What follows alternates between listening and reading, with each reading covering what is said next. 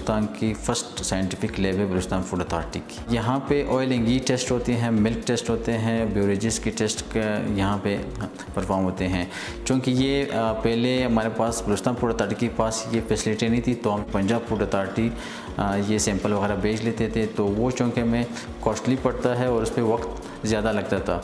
अब चूँकि हमारी लैब इस्टेब्लिश हो चुकी है, तो ये टेस्ट हम सब यहीं पे परफॉर्म करते हैं। अभी आज से हमने बलूचिस्तान के अवाम को ये सहूलत दी है कि वो चाहे शॉपकीपर हो, डेयरी फार्म हो या किसी की घर में गाय बकरी जो भी हो, तो वो 200 ml मिल्क हमें लैब पे पहुंचा दे, हम उसके टेस्ट परफॉर्म कर देंगे। विद देना 1 मिनट में हम उसको रिज़ल्ट देंगे। रिज़ल्ट में हम ये बताएंगे कि आपके मिल्क में कितना फ़ैट है, कितनी उसकी SNF है, कितने इसमें एडिड वाटर मिला हुआ है या इसमें कोई मिलावट है।